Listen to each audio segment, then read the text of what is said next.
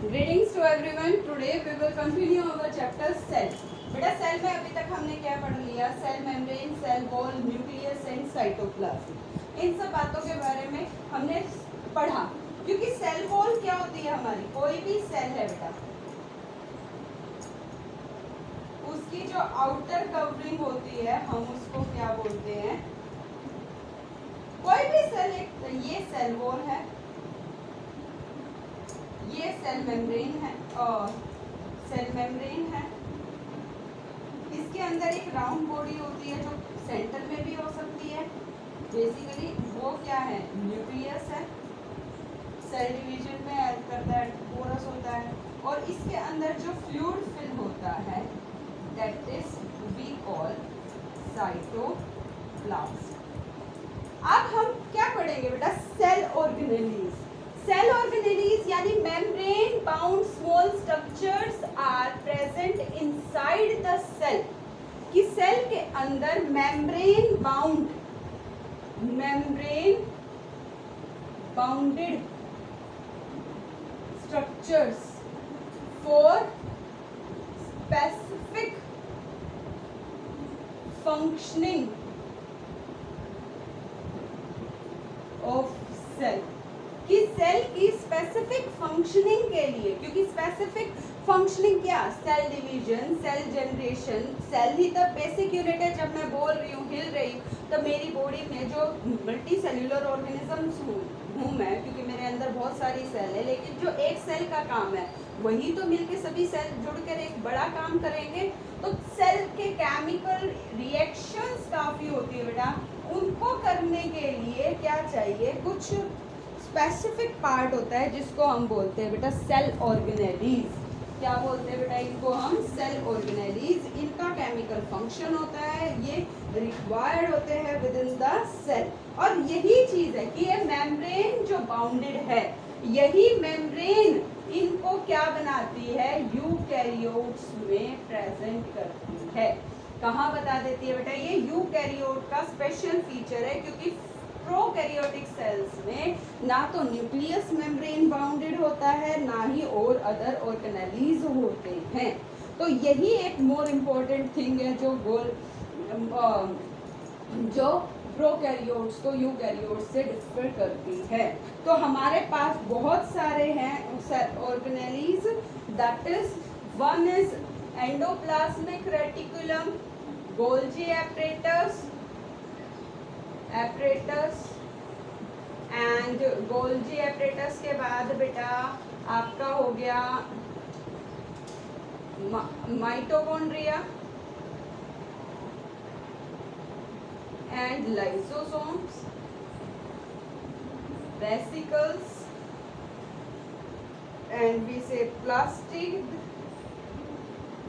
Vacuole, vesicle बेटा vacuole, plastids और भी बहुत सारे सेल ऑर्गेनेलीज होते हैं जो स्पेसिफिक केमिकल रिएक्शन वाली फंक्शनिंग करते हैं विद इन द सेल। तो हम अब one by one in cell organelles को विद फंक्शन, कि इनको हमें इनके फंक्शन के साथ याद रखना है, पढ़ना है, तो इनके बारे में अब हम पढ़ेंगे। अब असल में मैं बेटा इसको थोड़ा सा आपको डायग्रामेटिकली बताने की कोशिश करती हूँ कि होता क्या है। तो सबसे पहले हम बात करते हैं एंडोप्लाज्मिक रेटिकुलम। एंडोप्लाज्मिक रेटिकुलम ऐसे बोलते हैं। एंडोप्लाज्मिक रेटिकुलम होता क्या है, पहले इसको समझते हैं। मैं इसको डायग्रामेटिकली आपको बताने की कोशिश कर रही हूँ। ये मैंने एक सेल बना, whether it is a plant cell or animal cell। Cell के बाद क्या होता है बेटा? ये सेल मेम्ब्रेन होती है, सेल वॉल, सेल मेम्ब्रेन। अब जो सेल मेम्ब्रेन होती है बेटा, देखो आपको बताया था मैंने, एक क्या होता है सेंटर में? न्यूक्लियस होता है विद पोरोसिटी, पोर्स होते हैं जो इनफ्लो और आउटफ्लो को हेल्प करते हैं। वैसे ही बेटा यहाँ पे इसके ऊपर क्या होते हैं? एक इस तरीके से नेटवर्किंग फॉर्म में सेल्स होते हैं। जो शीट की फॉर्म में भी हो सकते हैं और जो नेटवर्क फॉर्म में भी हो सकते हैं, like this. So these are called endoplasmic reticulum. Clear है बेटा? ये मेम्ब्रेन बाउंड ट्यूब भी हो सकती है इस तरीके से, शीट की फॉर्म में भी हो सकते हैं, और ये वेसिकल्स यानी इस तरीके से भी हो सकते हैं। तो एंडोप्लाज्मिक रेटिकुलम का स्ट्रक्चर क्लियर हो गया कि membrane, network of membrane bounded tubes and sheets. Type कितने होते हैं बेटा? 2 तरह के। कौन कौन से होते हैं बेटा? ये मैं डिफरेंस की सॉर्ट पे लिख रही हूँ, आपको डिफरेंस भी याद हो जाएंगे और ये भी। Rough endoplasmic reticulum, R stands for rough endoplasmic reticulum, SER stands for smooth endoplasmic reticulum. Rough और स्मूथ में क्या डिफरेंस होता है बेटा? रफ क्यों माइक्रोस्कोप के नीचे देखने से हमें रफ क्यों दिखाई देता है? तो ये है रफ को आर है रफ। रफ किस वजह से है कि जो रफ एंडोप्लाज्मिक रेटिकुलम है आपके, मान लीजिए ये है, इनके ऊपर छोटे छोटे क्या होते हैं? लाइसोसोम्स प्रेजेंट होते हैं। राइबोसोम्स जो होते हैं वो प्रोटीन सिंथेसिस में हेल्प करते हैं। क्या बनाते हैं? प्रोटीन सिंथेसिस में। रफ क्यों होती है surface? Ribosomes are attached its surface. Smooth क्यों होते हैं बेटे ये? No ribosomes are present. Ribosomes are absent. अब राइबोसोम्स का मेन फंक्शन क्या है? जो रफ एंडोप्लाज्मिक रेटिकुलम है उसका फंक्शन क्या है? दे साइट फॉर प्रोटीन सिंथेसिस। बताया था ना बेटा मैंने अभी आपको कि रफ का, राइबोसोम्स का क्या रोल होता है प्रोटीन सिंथेसिस में, और स्मूथ का क्या फंक्शन होता है? Sites for lipid. लिपिड को क्या बोलते हैं? Fat molecule formation, lipid synthesis. अब आपको ये समझ में तो आ गया ना बेटा कि लिपिड होता है फैट मॉलिक्यूल, जो हमारी बॉडी में प्रोटीन, एनर्जी आती है, याद होगा ना हमें। और लिपिड जो फैट वाली चीज होती है वो रफ और स्मूथ एंडोप्लाज्मिक रेटिकुलम की वजह से होती है। और जो रफ और स्मूथ एंडोप्लाज्मिक रेटिकुलम से जो बनता है, यानी प्रोटीन बनता है या लिपिड बनता है, इसको हम बोलते हैं मेम्ब्रेन बायोजेनेसिस। क्या बोलते हैं बेटा इसको हम? Membrane biogenesis. अब और क्या डिफरेंस आ जाता है बेटा कि जो रफ एंडोप्लाज्मिक रेटिकुलम है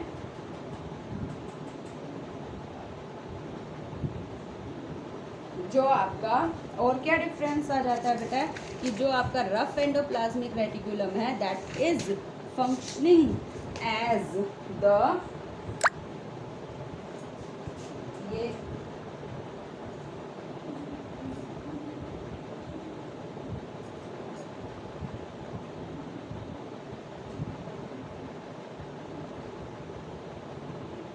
बस इतने दो डिफरेंस कर लो बेटा, आपको इससे ज़्यादा नहीं करवाऊंगी, डिफिकल्ट हो जाएगा, मैंने अभी बुक से पढ़ा है। अब नाउ स्ट्रक्चर हो गया बेटा, टाइप हो गए ये आपके, 2 टाइप के, रफ और smooth.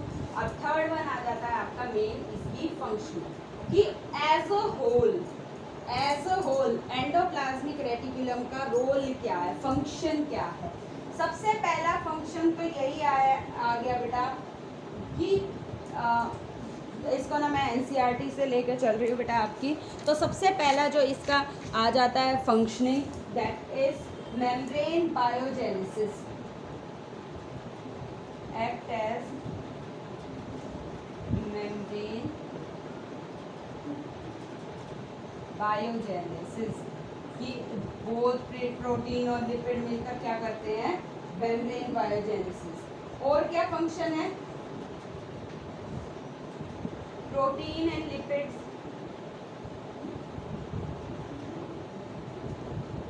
protein and lipids function as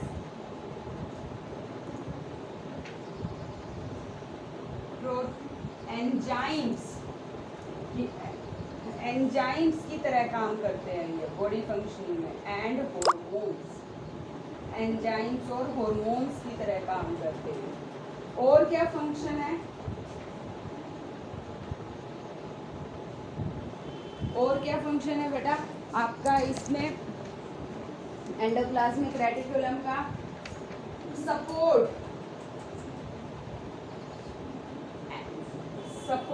the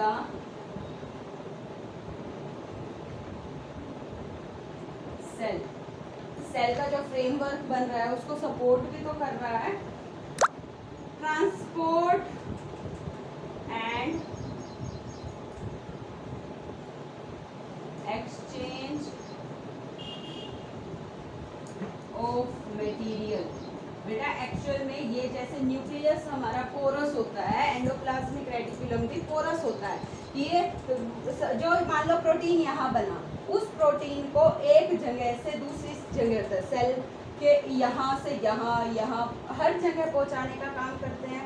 endoplasmic reticulum nucleus के अंदर पहुँचाने का काम करते हैं। सेल से दूसरी जगह से दूसरी सेल में भी ये अपनी हेल्प पहुँचाते हैं। पैकेजिंग, पैकेजिंग का मतलब कि मान लो प्रोटीन यहाँ बन गया, क्योंकि यहाँ पे प्रोटीन बनेगा या फैट बन गया, उसको छोटे छोटे वेसिकल्स की फॉर्म में बनाएंगे, पैकेज कर देंगे उस मटेरियल को, एनर्जी वाली चीज़ को, प्रोटीन को पैकेज करके एक सेल से दूसरी सेल में भी ये ट्रांसपोर्ट करते हैं। क्या करते हैं बेटा, ट्रांसपोर्ट करते हैं। और क्या है, सबसे बड़ा इसका फंक्शन है डिटॉक्सिफिकेशन। क्या है बेटा, डिटॉक्सिफिकेशन। डिटॉक्सिफिकेशन बेटा स्पेलिंग लिख लेना, मैं रफ करके उसको लिख रही हूँ, so you have to be write it down. यहाँ लिख रही हूँ बेटा ये वाला फंक्शन याद कर लेना बेटा, 5 फंक्शंस लिखे हैं मैंने इसके। क्या फंक्शन लिख रही हूँ,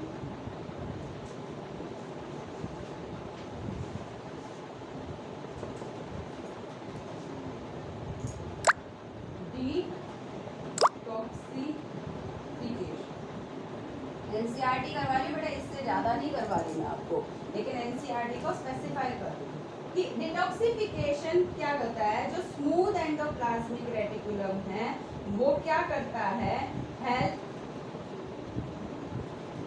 जो मतलब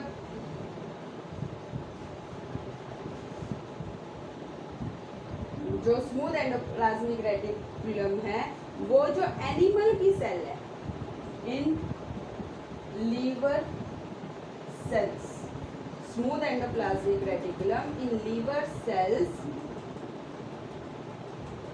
detoxify many poisons and drugs।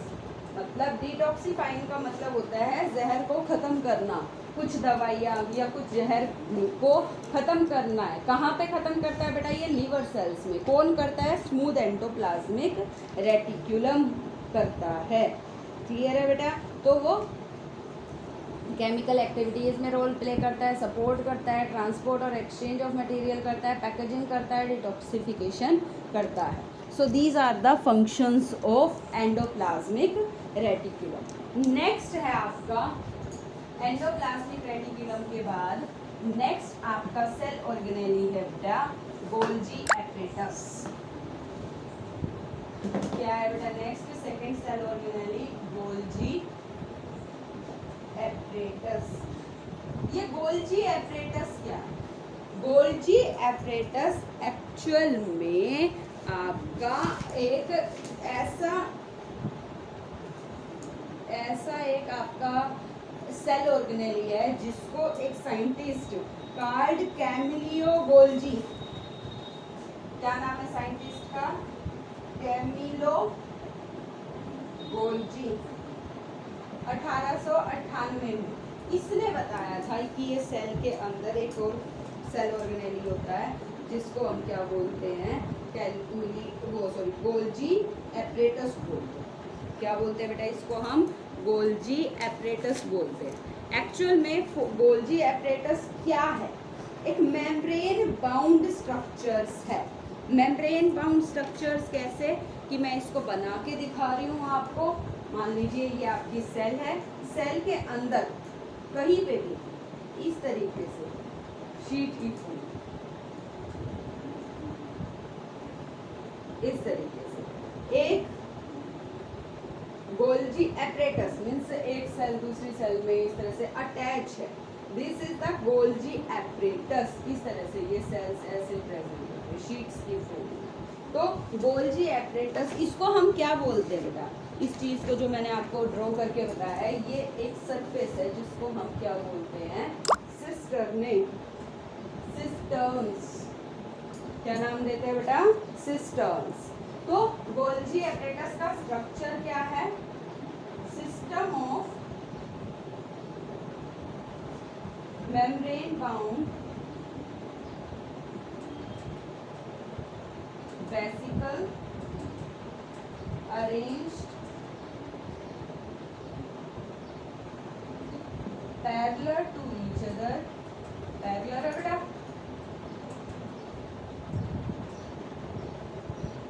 in stacks एक लेयर थी, इज ए टेरियर जिसको हम बोलते हैं सिस्टर्स। ये क्लियर है बेटा। और इनका फंक्शन क्या है,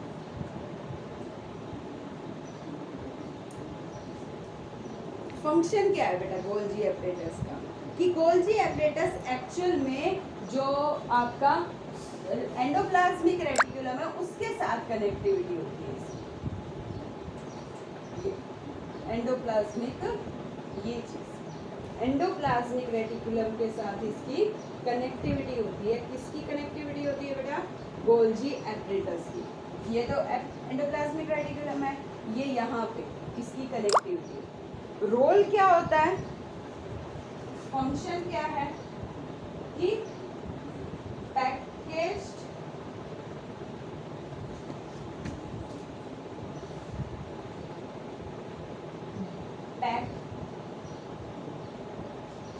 transport material synthesized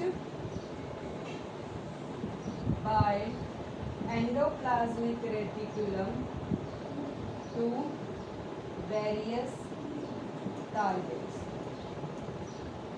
Various target मतलब inside and outside the cell. Inside the and outside the cell जो है वो मटेरियल जो ये पैकेज हुआ था उसको डिटॉक्सिफाई हुआ था या डिस्पैच हुआ था, उसको एक सेल से दूसरी सेल तक ले जाने में काम करता है। और क्या हो गया इसका काम, स्टोरेज का, मॉडिफिकेशन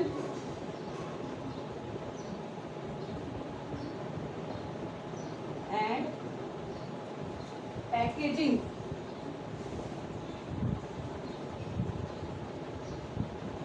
ऑफ प्रोडक्ट्स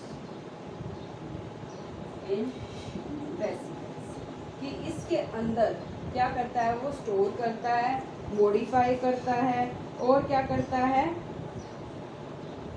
स्टोर करता है, मॉडिफाई करता है और पैकेज करता है। और क्या काम करता है, अब जो शुगर बन रही है उसको make complex sugar from simple sugar. एक और रोल है बेटा इसका, क्या, मेक लाइसोसोम्स। एक और अनदर वो सेल ऑर्गेनेली को ये फ्रेम करता है, that is named as lysosome. Clear है बेटा? तो ये गोल्जी ने बताया था इसके बारे में, इसीलिए इसको गोल्जी एपरेटस भी कहते हैं। तो आज के लिए बेटा 2 ही करवाए मैंने आपको, endoplasmic reticulum and Golgi apparatus.